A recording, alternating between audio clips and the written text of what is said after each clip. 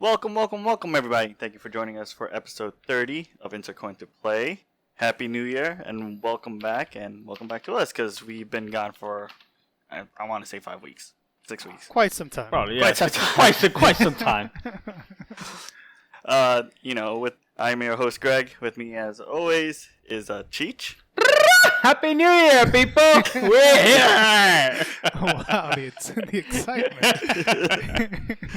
And Ariel. How's it going, guys? Alright, so, I want to say it was a good year for gaming. There was a lot of choices, a lot of great games that came out. And overall, I thought last year was great. I think it was actually better than 2015. And 2017 looks like it's going to be great too. Mm-hmm. What do you think, Ariel? Compared to 2015, it's definitely a lot more games last year. I mean, it clearly had our ups and downs, with some of the hyped releases and so on. Oh, this guy. And the state of games in general. But it was a really good year. I mean, I feel like we had more to play than we can get around to play at all. I don't even think I put a dent in any of the stuff that I bought last year, really. But yeah, it was a really good year. Yeah, how about you, Cheech? It was actually amazing. There's a lot of goddamn games. I actually started the year right, and I finished my first game, which is Lego Star Wars Force Awakens.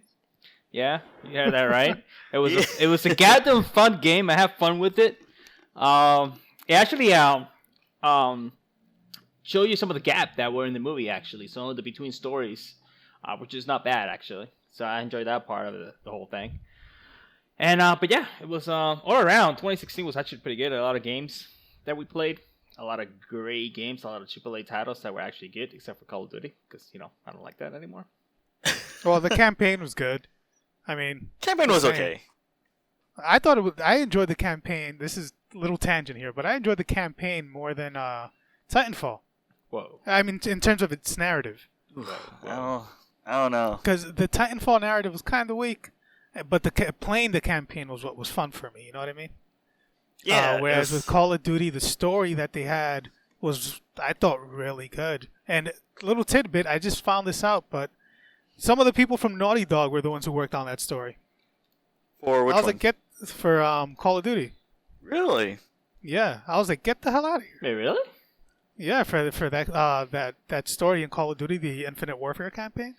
I was like, shocking. No wonder I thought it was good, because the way they delivered that story. I agree in that, the game, like playing through it, whatever, wasn't as fun as Titanfall. Titanfall clearly, blows it away in that respect. But the narrative that game had, I really enjoyed. Yeah. That was a little tangent there. Yeah, I did not know that. But then again, for that game, I was just like, eh. I mean, it was good. I had a lot of fun. And I thought the story was good, but I think it just went overboard. As more of trying to be edgy. See, I didn't see it as, like, I haven't played edgy. it, so. I saw it, like, for me, like, it actually hits, especially towards, when you get to that climax towards the end. I'm like, oh, shit. Things are really fucking going down right now, man. Like, like everything just seemed to ramp up towards the end, and then you had the audio logs, and then listening to all these people kind of, do their kind of goodbyes or whatever it is, whatever. I was like, yo, that's pretty strong writing right there. But again, this all comes down to like the narrative portion of the game, not so much gameplay and all that, because it was just honestly Call of Duty. Like, you played it before. Yeah, and how they threw in the little airplane missions, I thought that was pretty cool. Yeah. Yeah, those were okay. Yeah. I guess overall I just really enjoyed that story. And so, Cheech, what other games you played? I don't even know how we got there. Yeah, I don't know how we got to Call of Duty. I think Cheech said something about I'm tired of talking Call of Duty. Yeah, because I said I just didn't like it anymore, so you guys continue with that trend. I mean, if I had to pick a game for last year, I mean, first-person shooters, I enjoyed the hell out of Titanfall 2. I think it caught me by surprise. It was really well done. But I just kept going back to Overwatch. And I think that became my go-to game for 2016. Sometimes I'd be playing a game, and I'm like, you know what? I got the urge to just jump into Overwatch real quickly, play 1 or 2 games, and then go back to the other game I was playing. Like, it's my go-to game right now. And I think for me, I think it deserved to be the game of the year in a way, because it's the one that kind of made it more of an impact to people. It has a huge community behind it. But yeah, I think Overwatch was the one that won me. Even though I play a hell of a freaking Legion. Console games wise, I would say the one that really left an impact on me in terms of story and graphically and whatnot, I would say Uncharted 4. I really enjoyed it. I mean, I still gotta replay it with a pro. That's coming soon. But yeah, all around, it was pretty damn good year all around. Indie wise. Definitely, wow, I forgot the name. What was the game, Ariel? No, you're gonna remember it. Are you talking about Inside? Inside, yes. Damn, I liked it so much that I forgot about the goddamn name. That just sucks. But now, for indies, definitely Inside. That was pretty damn good. But all around, I mean, I spent last year going from I'm a PC gamer to I'm a console gamer to I'm a PC gamer, console gamer, back and forth. I don't know. To this day, I don't know where I'm at. There's a solution to that. You can just be a gamer, man. I don't believe in that. Yeah, just be a gamer. That's No. all you need to be. No. Glorious. Well, I mean, I do have all the systems, so. Which one? No, I do have all the systems. So my goal next year is just to buy all these little Steam novels game. You know what I'm talking about. You guys are looking. Oh, the visual novels. You guys are looking at it right now. That's gonna be my next thing right now. Well, there's supposed to be some decent ones like Zero Time Dilemma and so on, but I think that's on the 3DS as well, right? Yes. Yeah. Interesting fact: they are releasing 1 and 2 on PC and PS4. Nice. Oh, I do want to play this game, Tales of Systeria. Dude, I've had that for so long. Yeah. And I think I played it for like 5 minutes, 10 minutes, something like that. Let's see it right now. Alright, I think Ariel needs to, he has a problem. What's the problem? Why? I have it highlighted.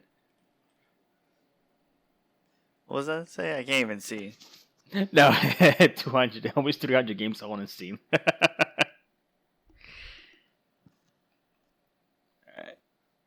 Well, yeah, so that's a little tidbit of the game. So there's so many good games this year. I mean, I'm just gonna run down a list of games that I know I played this year, starting with Salt and Sanctuary as an indie game, Overwatch, and Cheech, you're right about the hype because I remember when the beta was out, even the first month, it was like the only thing I can think about playing.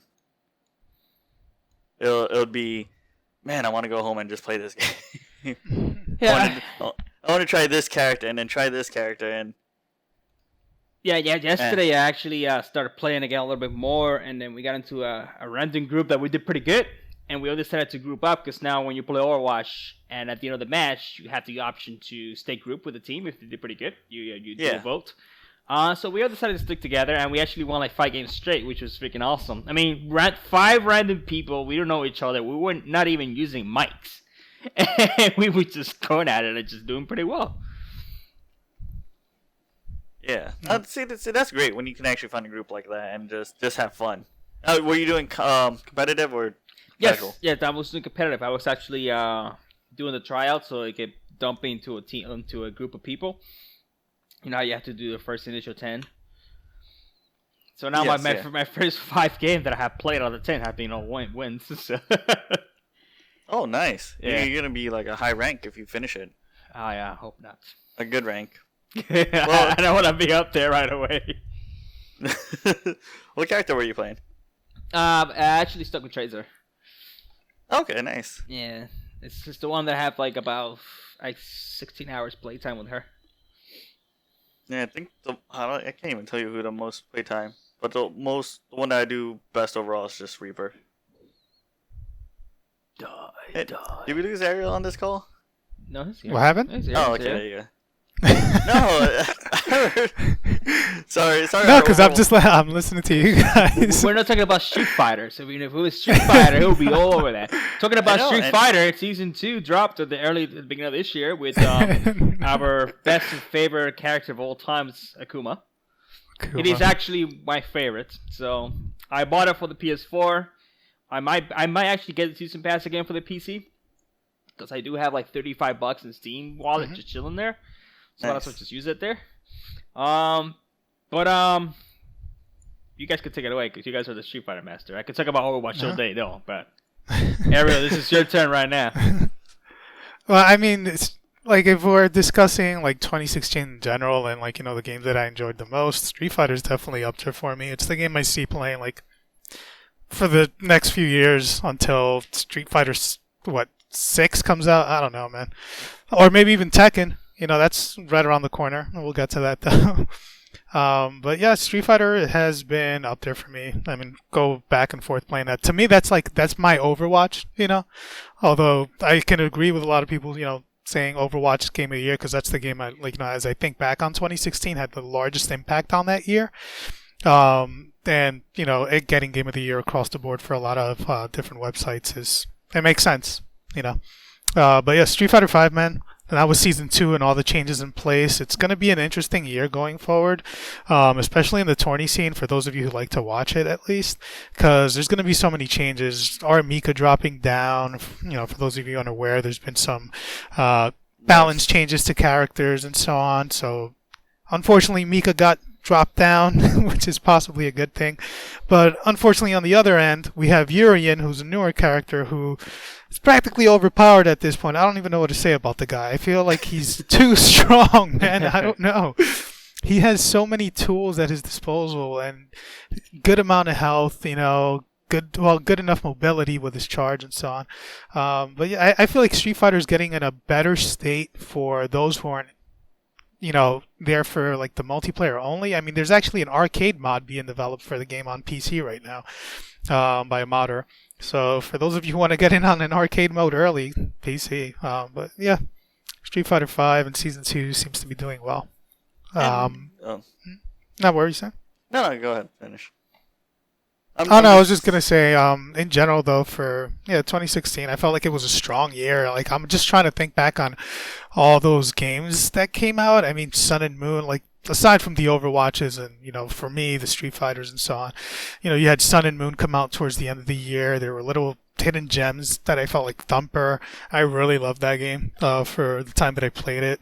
Total War Warhammer was last year, which I spent some time on for a bit. There was just so many games last year, man. Like when you start to think about it, it was intense. Yeah, I was gonna say about Street Fighter, it had such a rocky start, but one of the best things was how well it played. I mean, there was some stuff that was broken, but not enough where if you had enough skill, you can pretty much play almost everyone except for Zangief. I think Zangief was most broken. But even when people were saying Fang was weak, if you saw was it Xian? Oh, Razor Shen? Yeah. And the way he plays Fang is just amazing. Yeah. And he was in the top 32. Well, that's the great thing about it, right? It's the tiers are mostly dependent on what the tourney scene looks like and who's being played the most, right?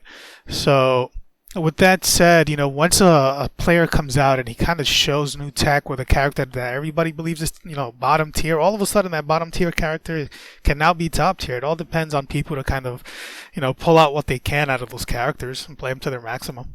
That's why it's so much fun, man, to see all these things happen, especially in the tourney scene, because that's where you see it come out. Oh, yeah. It was great.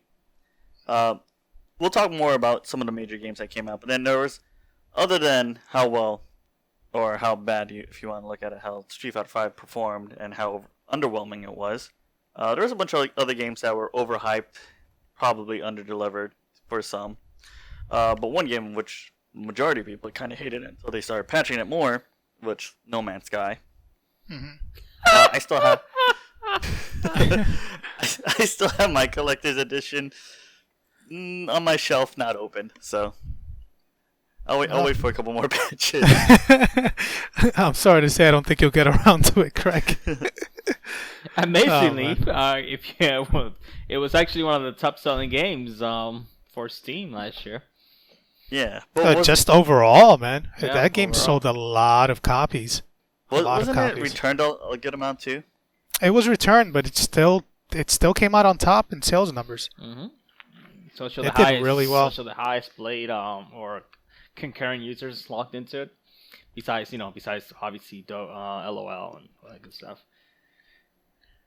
Okay, I didn't even know that because I remember the whole thing with the false advertisement and they were getting sued. Yeah. By the UK board and people are just extremely unhappy with the game overall. And though I hear the newest patch that they have survival mode and rebuild mode actually makes the game a lot more fun, I would say. What it should have been, basically. Yeah, it'd actually be interesting to check out that game now. And I say that because it does have a lot of fans. For a bunch of the people who, come down on that game, there are a lot of people who actually really dig it. So, I'm sure there's something there and they probably improve it to the point where, at least for that community, because I don't see many more people joining, hopefully it keeps getting better for them. Yeah. But yeah, that game had a rocky 2016, man. That had a rocky start. That one and Street Fighter. Yep. Any other games I'm trying to think that had a rocky start? Mafia 3. No, but that wasn't. Was it for the PC version where it's kind of rocky, or was it just all three consoles, everything? Yeah, just everything from bugs, glitches, PC. It was locked at 30 frames. But aside from that, it's just the completely underwhelming way in which the game was delivered. I feel like they did a good job on marketing prior to its release, but then everything started to come down once they held back review copies, which isn't necessarily to say that. That's kind of something to define a game. But overall, it didn't deliver. It wasn't what people were expecting it to be. Okay. I'm trying to think of any game that I was kind of disappointed with. I would have said No Man's Sky, but I didn't play it. How about you, Cheech? Any games that you were disappointed, like how Ariel was disappointed with Mafia 3? Most of the games I played this year, I actually enjoyed them. I think I did a pretty damn good job this year in picking my battles with a lot of games. I just kind of. Wait, was Quantum Break this year? I enjoyed Quantum Break. Quantum Break was in April, yes. Yeah. That's one that disappointed me there. But that's just me. I actually enjoyed it. I enjoyed it too, but if I really had to pick a game. And I enjoyed it on the console, but it was a letdown on the PC. It would be Forza Horizon 3 with the launch problems that I had. It is fixed now. As far as that goes for my computer, I was testing it today. It's running good, 60 frames per second, no issues, max graphics. Very very little hiccups. The lowest I went through was 55 frames compared to 20 when it first released. Yeah, that was. If I had to pick one, that would be it. I was really happy and waiting to play that game on PC, and next thing you know, Microsoft goes like, "Nope, you ain't going to do that." But speaking of console-wise, was a great experience because we had the HDR and whatnot. It was just the PC version that just kind of let me down. Yeah, the Forza Horizon 3 was also a great game. It was a really good game. Mm-hmm. Oh man, how many of your championships did you finish? What are you? 7 out of 67? 10 out of 60 something. It's a battle. There is a lot of things to do. That's the thing. That's the problem. I'm driving around and something pops up. Oh, you gotta do this. I'm like, oh, let's go do that. And I completely forgot about the championships. Hey, you know what? Fuck those drift challenges. Oh yeah, those drift challenges sucks. But going back to before what we were talking about, Quantum Break, I wasn't disappointed because I didn't have too high hopes for it. Wow. I liked Alan Wake a lot. I thought it was a great game, and American Nightmare. So my hype meter was just around there because I played those games. But that's the thing. I felt like those games were way better. I don't know. And you know what? With this one, the action was actually still a lot better than was given credit for. Mm-hmm. But Well, my storyline biggest storyline issues is with that game overall were just, aside from some of the tech decisions they made, just talking about the game itself, some of the design choices they made. So, like, you're a guy with all these powers, but at the same time, it seems like you're limited to what you can do because of the way they kind of want to shoehorn, like, the shooting mechanic and stuff like that. Like, I feel like they should have exploited what he can do with his powers more. You know what I mean? No, I mean, you had a good amount of stuff though. You had like No, the he had bubble powers, but it's like I thought it was gonna be more time manipulation than it was. You know what I mean? So I'm trying to think of like certain aspects of it. Like, so you're slowing down time and moving, and then you have a cover mechanic, which I don't really feel should have been there considering the powers this guy has. So it's kind of, they have a tacked on cover mechanic. When you have granted towards a part of the game, you have other enemies who have those same powers, but I think they could have played it a bit more, or I should say less safe with that. And then other aspects of it where you have like a truck in the way and you can't scale the truck, you have to move something to jump on top of the thing, or it was just little things where eventually I was like, this is kind of dumb, man. And I can't even articulate it well enough since it's been so long, but I know it was fresh in my mind then, and I was just like, man, a lot of this stuff isn't hitting for me. And just the marriage of the whole gameplay with the TV series sort of thing that they were doing, I was more interested overall in the story they were telling in that show, or the the stream version of the cutscenes that they were doing, than the character Jack Joyce that you were playing as. Like the guy in that series was much more interesting to me. You mean the hacker and like, well, the security guard guy. Yeah. The one with I'm like, I want to follow his story, right? And then you're thrown back into Jack Joyce, and you're just like, ugh, this guy again. Like I don't want to play as Iceman. I just had a lot of issues with it for one reason or another, but going into it, I got excited because I didn't really have the hype for it initially. But as release came along, I was like, yo, this is actually looking pretty tight, whatever. And then it finally came, and I was like, man, it's not what I was expecting. I guess I got myself a little too hyped towards the release of the game. Oh, okay. You got some of that little overhyped bug. Yeah, possibly. But you know what game was actually surprising, which you talked me into getting? Ratchet and Clank. And I never played the first one, so when you were mentioning how good it was, I was like, all right, let me give it a try. That game is fun. It's a lot of fun. That game is just pure fun. It's just silliness and great platforming, level design. All the different things you can do, like fly throughout the levels, it was just amazing. It brings you back to that simpler time in gaming, where everything was just about fun, and it's kind of like the same feeling I had when I played Overwatch for the first time. You know what I mean? So that's the same type of feeling I had with Ratchet and Clank, and I was like, man, this is really good. It's just really good. It doesn't need to be more than it is. It is what it is, and it's awesome at it. And they didn't overcharge you for it because they actually came out with like a $30 to $40 price range. $40 price range, yeah. Yeah. And Overwatch was also what, $40 or something, or $50 was it? Cheech. For PC, what was it? $40? It was $40 for the standard version. You have the other Origin edition. Yeah, the Origin edition for $60. And then you also have the collector's edition, which is what I got. With the statue of 76. Oh, yeah. Yeah. And that was a 120. That one I remember. Well, one game that came out this year that is part of Cheech's favorite series, Gears of War. Gears of War 4, right, Cheech? What about it? Well, what's your impressions of Gears of War? It was your favorite series.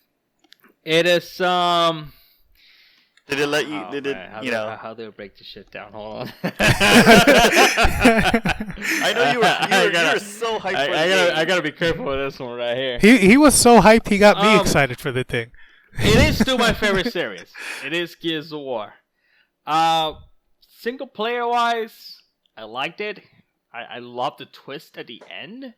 I'm kind of definitely looking forward to what's gonna happen next because the twist at the end was pretty kind of badass.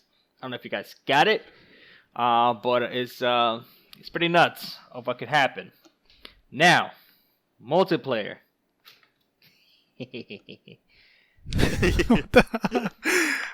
No comments. No. That's it. That's where you leave it. Wait, is multiplayer that bad on it, or it's just they changed it too much that it doesn't feel like Gears of War? They didn't change anything. They didn't take risks. It's the same. I mean, it's the same old Gears of War. Why not? For some reason, I can't enjoy it anymore. I don't know why, but the shakiness of the camera is making me nauseous. Might be silly. Might not happen on my PC. Maybe I need to play on PC and whatnot and test. But 60 frames. Well, 60 frames on consoles when it comes to multiplayer, but I don't know. Maybe it's such a huge ass screen and the camera, everything's so shaky that it's making me nauseous. But if I play on PC, there's a lot of cheaters there, so it kind of there goes that. For Gears, are there really? Yeah. Then you have the problem. They had a rocky launch. Initially, ranking wasn't playing as intended. It was like long waits. It was insane. A lot of waiting. Matchmaking was broken. I don't know if it's still broken to this point because I kind of gave up on it. Now, horror mode is pretty much what Gears is all about now, multiplayer. Which is great. It plays awesome. People love it. But I was more of a competitive type of Gears of War thing where I was more into, the PvP aspect of it. I feel like mostly the main focus right now is the kind of horror mode. Yeah. Which, I mean, it's enjoyable, but that was my thing. But, that's just my opinion there. I mean, some people do love horror mode, and they play Gears of War for horror mode specifically. But that wasn't me. I still got to beat that game. Oh, you never finished that? I never finished it.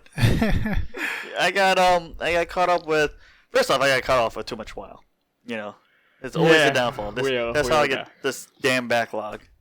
It's like WoW. Once I stop playing WoW, I can list you all the games that I finished between Dishonored 2, Watch Dogs 2, Pokemon Sun. Let's see. Don't worry, Greg. The next patch is coming out in 2 weeks. Yeah. The hell else did I finish? I finished a good amount of games since I stopped. And speaking of which, I know you guys haven't played Dishonored 2, but Dishonored 2 is awesome. What they did was they took the regular formula that they always had with the first one, with the level design and the powers. They gave you a choice between. First off, they gave you a choice between two people. So two people have different movesets. And they just added a patch where you can actually do a new game plus. You can choose which hero you want to play as, and you can combine the powers and mix and match. So if you like one power from one person and a power from another person, you can have them on whatever character that you want in the new game plus. It's pretty cool. So the level design and the action in it, when I went through it the first time, I went stealth. I did a lot of trial and error just because I wanted to try to get the good ending. Here's a quick question I have for you. I actually have the game. I played it for a little bit. I don't want to get too invested into it because I want to play through one first. But I noticed that as you start part 2, things happen, and eventually you're given the choice between playing through the game as either, is her name Emily or something? Emily. Is it Emily? Yeah. Or Corvo? Yeah. Now, Corvo. do they each have their distinct ways of play? Like, for instance, is Corvo more of a attack-based assassin, whereas Emily is kind of stealth-based, or you can play them whichever way you want? You can play them whichever way you want. They both have the tools to play either playstyle. Okay. But Corvo has a little bit more towards, being an attacker than melee and whatnot. Well, no, because you can also improve their strength and improve their dodge. It's more about their powers. Emily has a lot more tools where you can mesmerize the people and just sneak by, or you do this thing called Shadow Walk. Corvo has a little bit more, but I mean, she does have a move where you can actually just teleport to a person and kill them. So it's either or, but Corvo just has more killing techniques than Emily and vice versa. Oh, okay. So that's my thing. I kind of want to just go in there and just start killing everybody, man. Yeah. I don't really want to stick around. That's what I want to do now. I want to play the game again, just, take out my crossbow, set people on fire, and just run through the levels and just have fun with it. Cool. And it's sad that Watch Dogs 2 got such a bad rap because of Watch Dogs 1. It didn't necessarily, though. It was reviewing well, and it had a good steam behind it. Exactly. It's actually pretty fun. There's actually a pretty good dialogue between the main character and his team. And then there's actually a shocking thing that happens like once or twice in it. And I was like, oh shit. Something I wasn't expecting that would ever happen because of how kind of lighthearted this was. So overall, it's actually a good game. It's better than Part 1, but graphically it doesn't look as good as Part 1. Oh, they have no choice. Yeah. See, I one of the few things I read across kind of the board with a lot of people is there's sort of dissonance between what the game wants you to be, but then the tools that it provides you. Yes. So like being able to mass murder a bunch of people if you want to in a game designed around hacking just doesn't really make sense. Yes. So to speak. I mean, they give you the option, but it's kind of like weird. I had that feeling too. Yeah. Like going around, I'm like, oh, I'm a hacker, but I'm gonna just mow down all these people. Or yeah, I know you kept telling us about these little adventures you were having. Oh, I was being an asshole in mine. I'm just walking down the street, profiling people. I see someone is like beats his wife. I call the cops. Have the cops come over and arrest him, or I'll call a gang, put a hit on them, and the gangs will do a drive-by. It sounds fun. Yeah, I mean, it's just a little entertaining thing. So it entertained me. I don't know if that's fun for other people, but I found I was laughing at that. One game that was actually on a lot of people's game of the year, other than Uncharted and Overwatch, and we're done talking about those because, actually we can talk about Uncharted for later. But Battlefield 1 was one of the games that were actually on them, and I know you two played them. I didn't play it. Ariel, you didn't play it? I know Cheech played it. Cheech did, yeah. Oh, okay. So Cheech, why is Battlefield 1 so good? Did Cheech play it? I don't even know. Yeah, no, I played it. Okay.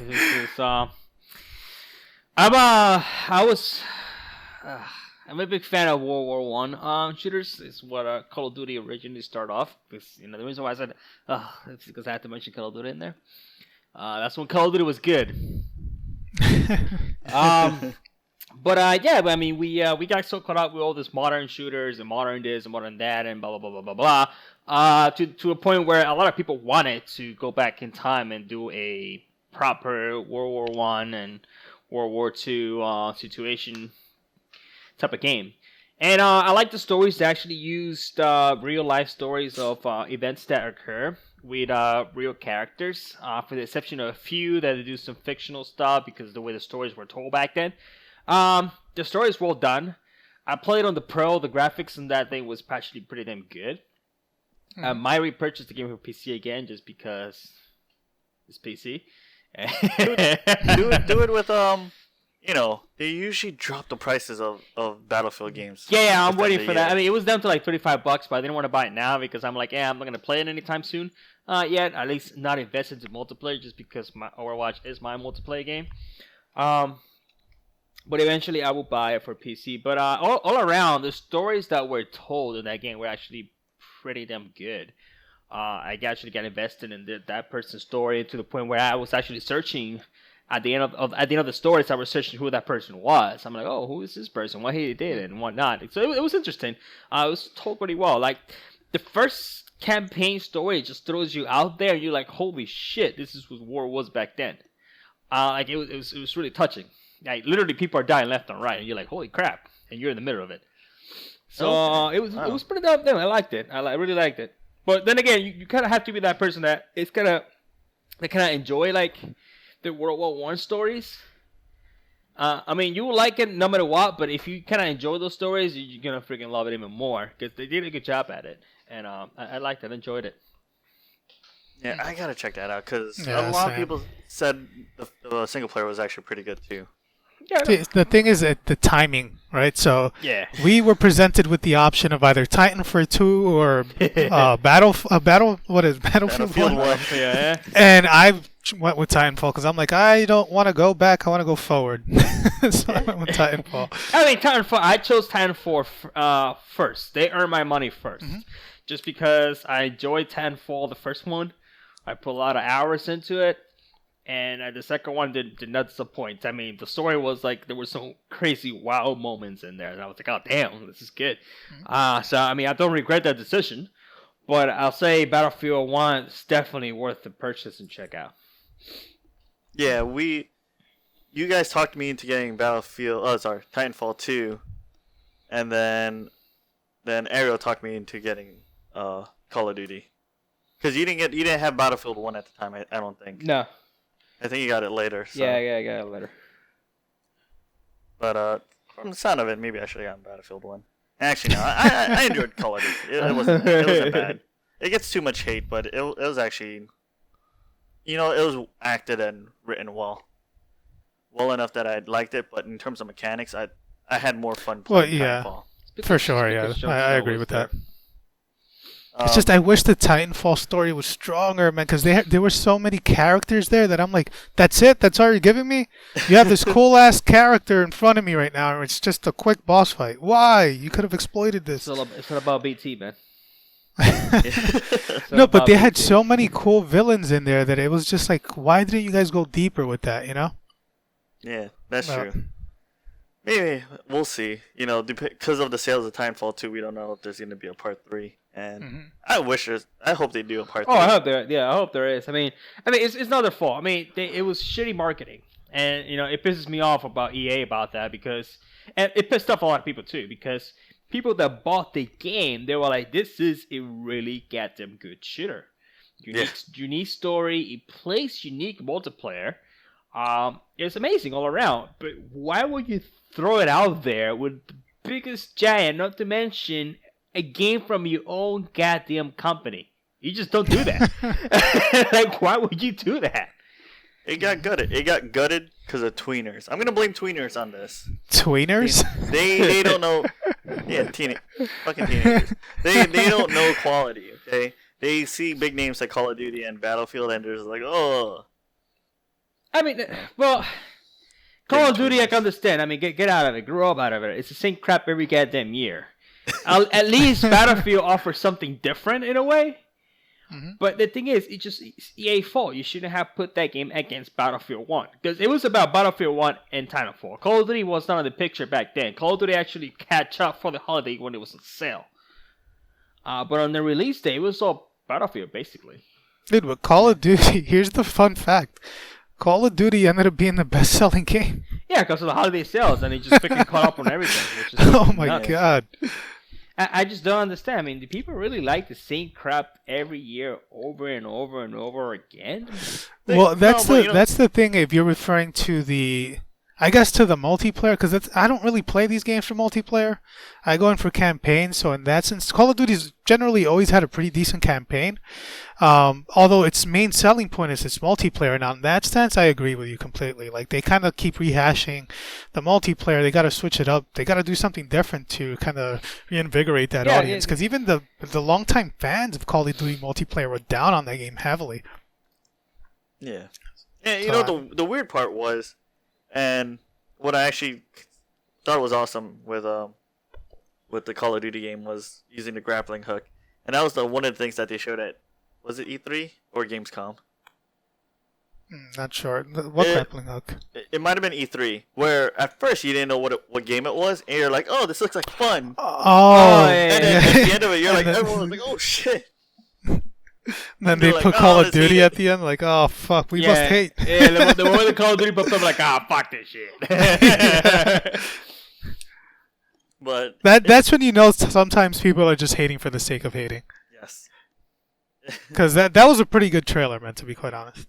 And you know what? Thinking about it some more, you're right, Eric. This storyline was actually a step up, because the last two storylines, which was Ghost and Advanced Warfare, weren't as good as this one, Infinite Warfare. I'm just gonna do a quick rundown of what other games came out this year that I can just name off the top of my head or reading off this list. We had a Deus Ex, which came out in August. King of Fighters. Recore. We forgot about Recore. Chief, you played Recore, right? Yeah. Thumbs up, thumbs down. Is there between? In between, okay. Yeah, put in between. I mean, the game's still being patched. Is it still? Yep. There's still they're adding a few things that they're adding better transportation methods around the map and whatnot, which is heavily needed, especially when the game is all about exploration and getting into dungeons and whatnot. Basically, what I played is something unique, something that Microsoft needed in their portfolio. But it was just rushed. It just felt, yeah. I guess it felt a little rushed and out of place. Something was lacking on it. I mean, it has got a few patches that definitely gotten better. But it's definitely something new and good to have in their portfolio, because the problem with Xbox right now is it's all shooters and razors, the majority of their games, and they obviously need to expand a little bit. I mean, at least this upcoming year, which maybe we're running out of time in terms of what we want to talk about next, but we'll talk about that in the next show. But I mean, Microsoft does have a good amount of stuff. I'll do a quick rundown. I mean, we have Sea of Thieves, Cuphead, Below, so Scalebound. So they have games coming out this year, at least. I mean, we've discussed this in the past, but Microsoft needs to let those games cook, man. They can't just be like, okay, we need it now, we need it for this season or whatever. And I feel like Recore was a good example of that, because that could have been a game to, taken somewhere, Microsoft somewhere else, aside from just, the shooters that they're known for. And when I played the trial that they allowed people to play for, I was like, with some more depth, this game could have been awesome. Like, it could have been awesome. Which like game? It's Recore.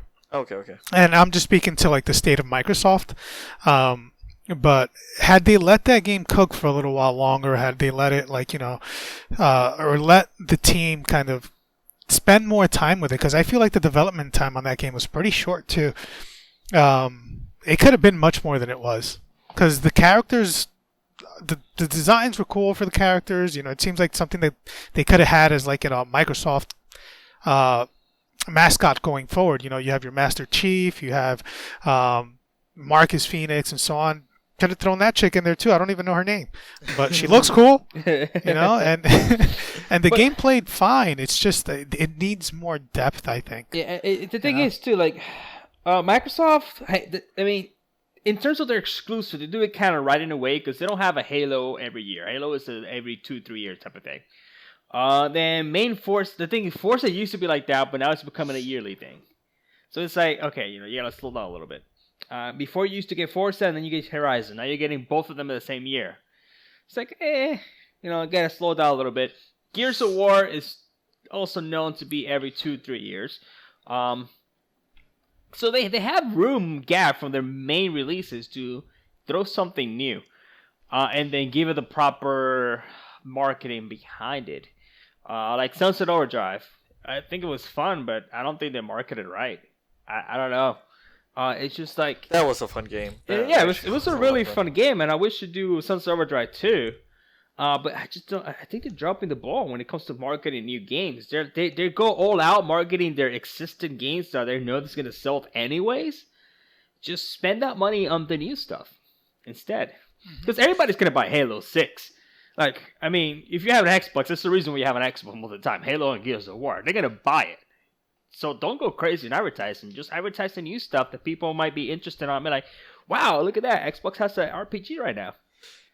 See, and they kind of back themselves into this certain corner where they have the potential to have so many other games, even third-party exclusives on there, or just games that are currently PlayStation exclusive because of the particular third party.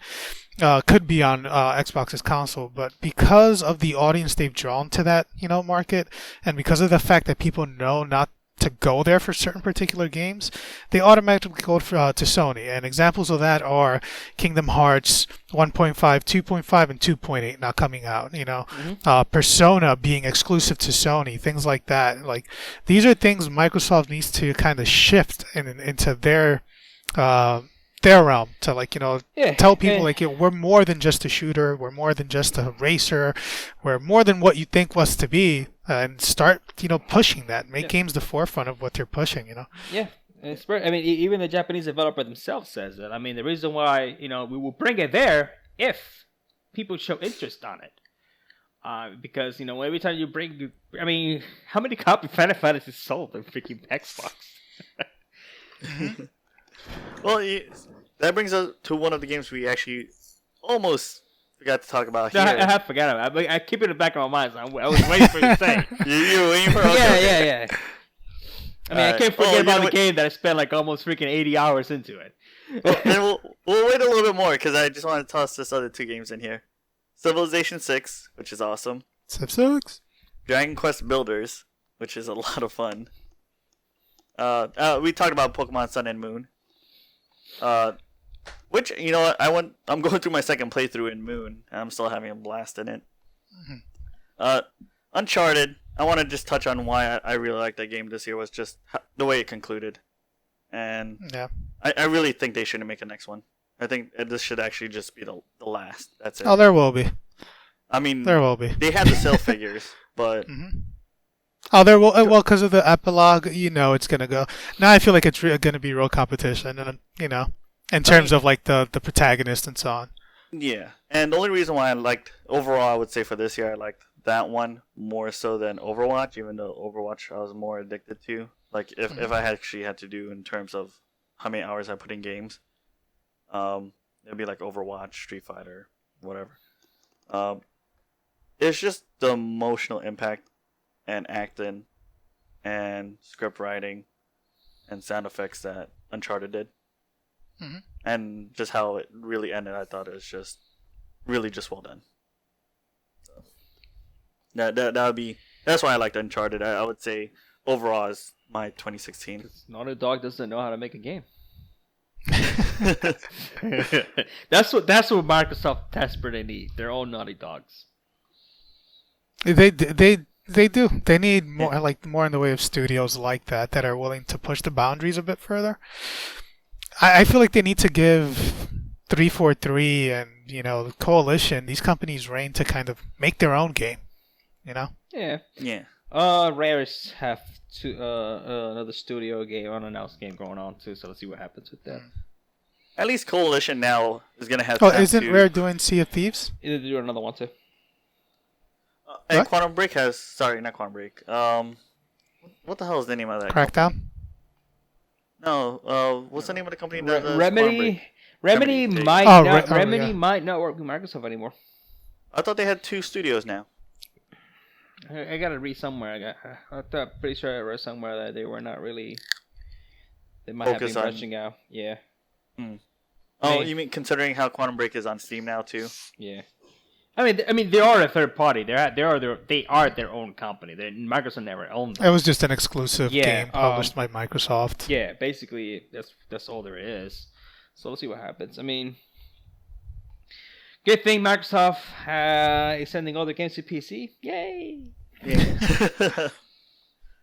Now I will say this, Greg. Although I do agree with a lot of the stuff you said about Uncharted 4. Yeah. If I had to think back on 2016 on my favorites, it's definitely, I would say, in my top 5. But if I look back on 2016 and look at my favorites, Final Fantasy 15. That is not even that one. Damn. But that's what we'll talk about that. And this is excluding Street Fighter 5 because that one's a given for me. Inside.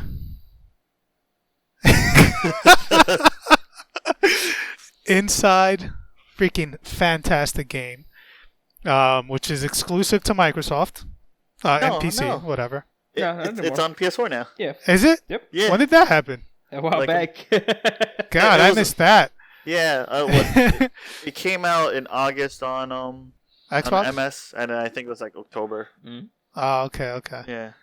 Well, initially, it was exclusive. But it's like inside, The Witness was The Witness PlayStation, initially, Yeah. and then.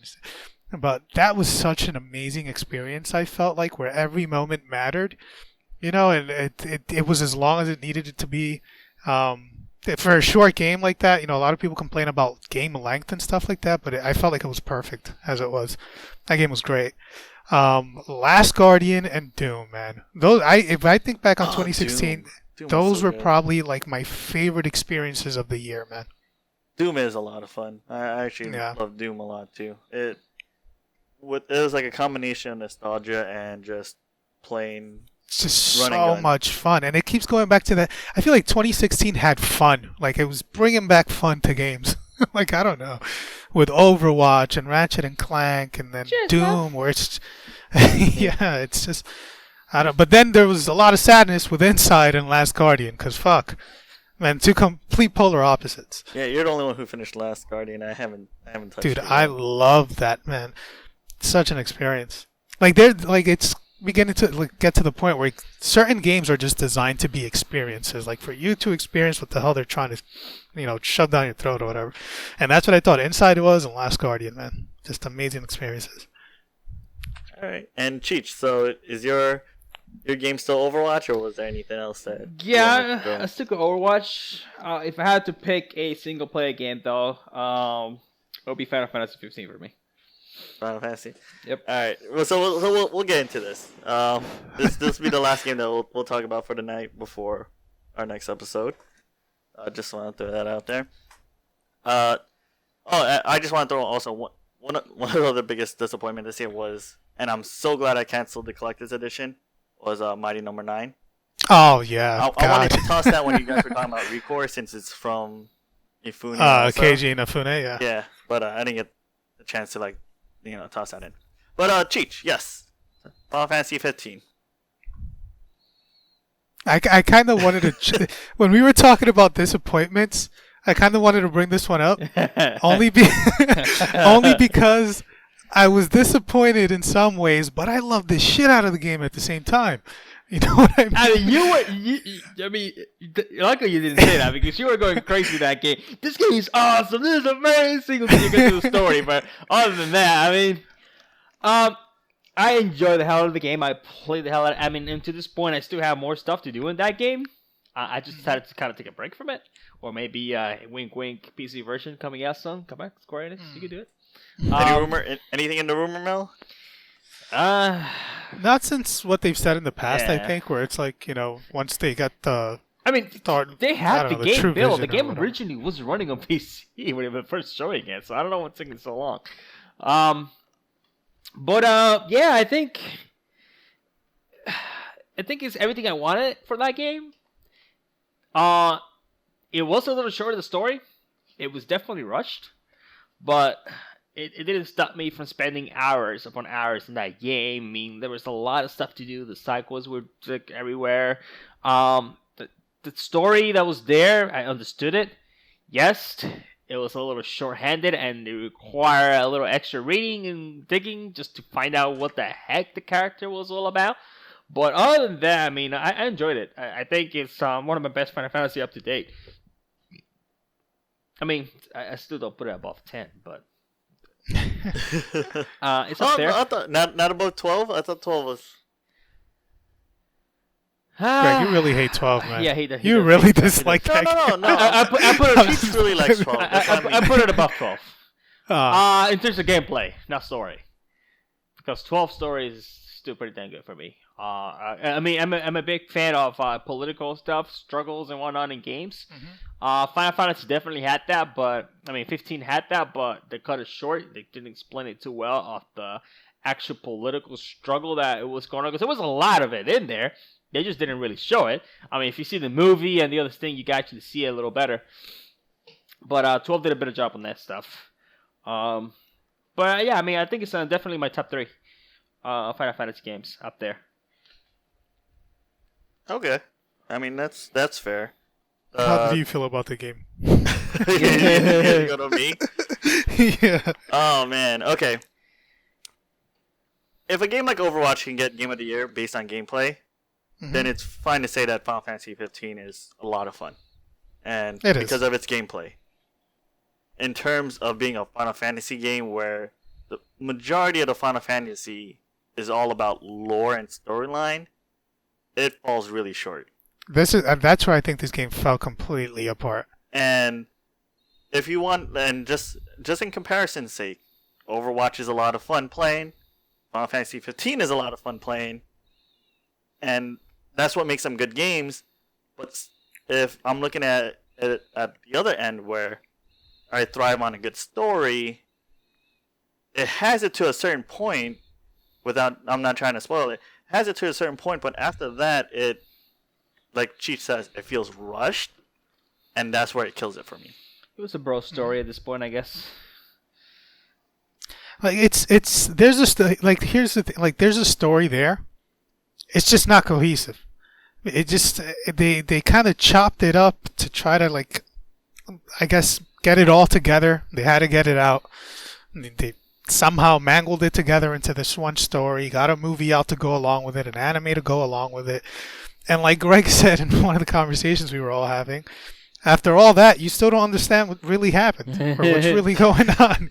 You know, and that's just part of the problem with it, because just, God, I loved it so much. Just going around and doing all these little quests and getting my platinum in the freaking game. I had a blast. It's just, once I decided to go finish the story, I was like, wow, I should have never crossed that line. I think it's safe to say, in terms of Final Fantasy, they are going in the right direction for the next one. In terms of gameplay, open world. I mean, I don't think the next Final Fantasy that they have to have open world. I don't think I could go back to a regular, straight through Final Fantasy. Because this was amazing. This was an amazing experience all around. Exploring the world, the people around it, and all that stuff. They just need to, next time, improve on the story. I think with 16, what we'll get is a much more improved version of what 15 was. But what you were saying before, Ariel, about how how we were talking about the storyline, Cheech brought up a good point, saying a good amount of the backstory for the main villain is actually in the game that you had to read and listen to. Yeah, is that right? Yeah, it's in there. I mean, how do you think these people that we're reading and listening to from on YouTube get their information? It's in there. Like, I mean, sometimes I stop around and you listen to people talk. They actually give you tidbits of the story. The radios are stories there. There's books and pages around that you can look around to explain you some of the stories. It's all there. You just really have to see. But the thing is that, like, I get that it's there in one way or another.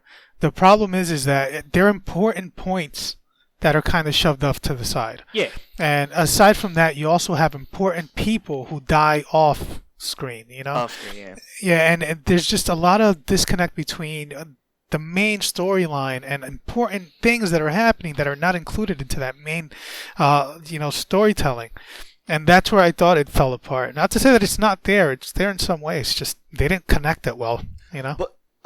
But to the point, does it actually, those books and news reports actually explain the name of the main villain? Or was that video all speculations? A lot of it is speculation right now, and theories. It's still speculation. Okay. Yeah. So that's not definitive. Nope. I mean, it seems to check out. It's just, there's no confirmation or anything on it, so. It's just, this guy looks like this, and this is why. I mean, I hope later on he gets his own DLC story. I think it makes sense. I mean, I think it was probably one of the best villains out there so far in the game, in a Final Fantasy game. In my opinion, he started off strong, and then again everything fell apart for me towards the end. Just because it was like a lot of off-screen stuff, right? Yeah, like his motives just kind of came up out of nowhere. I don't know. His mind games were good though. Yeah. Well, yeah, he started off strong, and towards the end, especially with that last boss fight, although it was cool, I was like, This isn't big enough, because you know how we're like used to these big boss battles at the end of Final Fantasy. I'm like, this isn't big enough. Like, where's his demon form or something? I don't know. I guess he was already in it. But it's a great game. It's just it has its flaws. There's no demon form.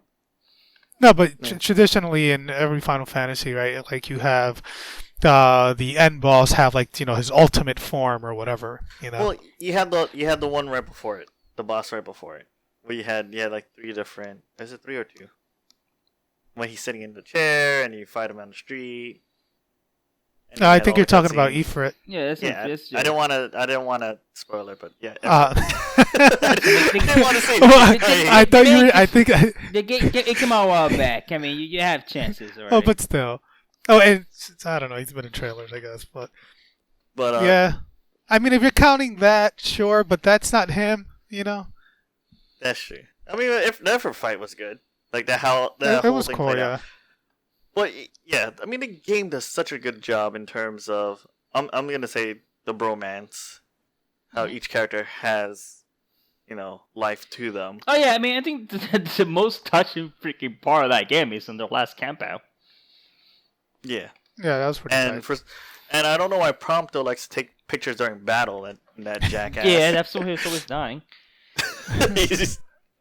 He is always dying. Yeah, he is. Dude, looking at some of the pictures though that he takes, like I don't know if you guys did, because he has this ability called Snapshot in the game where he just takes like a selfie in the middle of a battle or whatever, and you can use that to build up your photo ability or whatever, your skill for Prompto, and then you can get the trophy for that. And that's what I was chasing.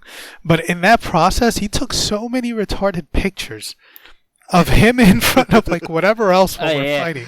And you're like, God, bro. And I'm like, dude, you could have been doing damage right now, dog. What are you doing? But it had so many great moments. I just hope what they're adding to it, because I do plan to, I guess, play through it again. Hopefully, if it's a significant enough improvement to the story, whatever they're doing, to see where that goes. Yeah, I really enjoyed it. I don't know. For me, I don't know. Just because I'm a fan. Like, it's pretty cool how they're doing all the different medias, the animes, the movies, the news reports, the radio shows. But I'm more of a fan where the story is integrated into the game overall instead of off to the side. Yeah. And I think it feels like, because of how the game feels like it's a little rushed with all these DLCs coming out, that they're trying to patch in the story, especially since they already did patch in Chapter 13. I don't know if I'll play it again. Maybe down the line if the season passes. Like Chapter 13 was the best chapter freaking possible. God, that was horrible. Yeah, he looks like he's running around with the stick up his ass the whole time. It's so broken. I'm just gonna throw it out.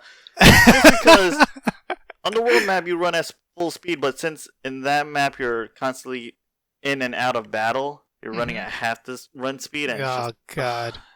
And then, that was another thing that bothered me about 13 is that he's got this certain artifact with him, right? And it doesn't even feel like you're powerful. Like, this is supposed to be like something that's powerful and provides you like with a lot of power, and you don't really do much with it. I don't know. It felt underwhelming. I don't know if you guys know what I'm referring to. Hold on, Chapter 13. Kind of. Yeah, they're something. Yeah, I don't know. I don't want to say it in case it was like some sort of story spoiler. But yeah, he gets the ring, and I'm like, this is kind of underwhelming. I was expecting his dad having worn the ring and having all these powers that would have provided him, kind of the same sort of abilities. And then you're just kind of like, I don't know, smacking people with holy in the face. It doesn't really do much, I guess. Here's my holy balls. Yeah. But if I actually had to recommend it, I probably would wait till Game of the Year edition, because then at least you would know. Get whatever full experience that is, yeah? Yes, instead of having to wait it out. Just like how, me and Ariel were talking about earlier, with the Telltale games, I wait until all of them are out, and then I start playing them. Mm-hmm. Because at least I know I'll try to get through them and not forget about it. Compared to Ariel, you bought the first episode of Batman. Yeah, every single one of them I bought, with actually the exception being Borderlands. I bought release, more or less. I'll play the first episode, and then after that, it's just kind of like, oh, well, I got to get back to that at some point in time. Yeah. I really like the Batman one, but their engine is so terrible. It is terrible, man. Terrible. All right, that's our games of 2016. I think we got most of them, or everything that we want to talk about. Dark Souls 3. No, Oh, there was just fucking A. You're right. Dark Souls 3. That's just to the point of 2016 was a good year. There was a lot of stuff last year. Shit, how did I forget Dark Souls 3? You know what it is also? They had the 2 DLCs and one of them Yeah. one. But there was a lot last year. There's a lot. I mean, there's a lot of stuff, like I mentioned, that we still haven't even finished from last year. Yeah, and fuck well. But on our next show, we'll talk more about what new games are coming out, what we're excited for. Next week we're gonna get information about Switch, but if we record it on Thursday, Switch is on Friday, so we won't be able to talk about it until the show afterwards. And then we got Scorpio. We don't think there's gonna be leaks that we could talk about.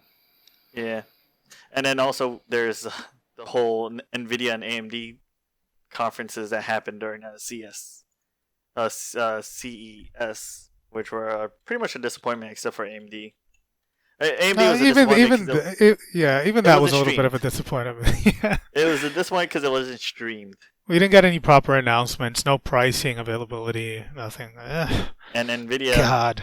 NVIDIA is building Skynet, guys. Yeah. A waste of like an hour and a half. I don't know, man. I know you guys were watching that. I was playing Batman. I was like, I'm not watching this. Man. Anyway, join the Radeon Rebellion, guys. All right. Boo. We are no longer Team Green. We are now Team Red. No, that's you. I might stick. I think I'm still gonna stick green. How about you, Cheech? Yeah. I'm honestly to be determined. I need to see what. That's really what it is. Because after all the CES stuff, you would think that we'd have all the information we'd want to determine our next builds, and we still have nothing. No, we kind of do. I mean, AMD seems to be doing everything right based on their CPUs, but we do need to see the performance, the benchmark of their new graphics card. Yep. Once we start seeing that stuff, I mean, one of the cards says that it has freaking 12.5 freaking teraflops. That's a lot. Yeah, that's the 10, I believe. Yeah, that's a lot. So we just gotta wait out those benchmarks and see what's up. I mean, as it is right now, as it stands, AMD is outperforming NVIDIA cards when it comes to DX12, and most games going forward will be utilizing DX12. So that's a point that you gotta kind of pretty much put into understanding there, and for future proving yourself. Yeah. So we'll see. It'll be an exciting year. We'll get more news on all of that later this year. We also got news of the new HDR monitors that are like FreeSync and G-Sync, which that's why I'm going to wait for my next build. I'm waiting for that. Oh, look, I got an email from NVIDIA. Biggest gaming announcements from CES. Oh, I hope there's a service I can pay $25 for 20 hours. For 20 hours. God, that is so insane. I'm gonna read up more on it, but it just sounds insane. That's all I'm gonna say. It just sounds extremely terrible. And that's the best thing about that is that that's not even factoring in the games. You're just paying. What you're doing with that $25 for 20 hours is you're renting a computer with a GTX 1080. That's pretty much what you're doing. And then you still have to buy your games on Steam or whatever else. The fuck is that, man? On that note, I want to thank you guys for joining us for this episode of Insert Coin to Play. Feel free to email us at insertcointp@gmail.com. Follow us on Twitter, on IC. Fuck, I can't even remember anything. It's been that long. It's been a while, guys. I apologize for that. Holidays are always hectic. We've got links. Use them. If you do have links, I link them anyway. ICTOPLAY on Twitter, and then I actually fixed it so our stuff will get uploaded to YouTube, and iTunes and Facebook. So cool. Since I've been paying for those. Yeah. Oh man. Anything else you guys want to add, Cheech? Just want to say, thank you for listening, and hopefully, we shall do better this year. Ariel plans to go to A3 with his own money, which is freaking perfect. What? He said he's gonna go to E3 and Evo. He's gonna be in the top 32 for Capcom Cup. So top 32 on the third row.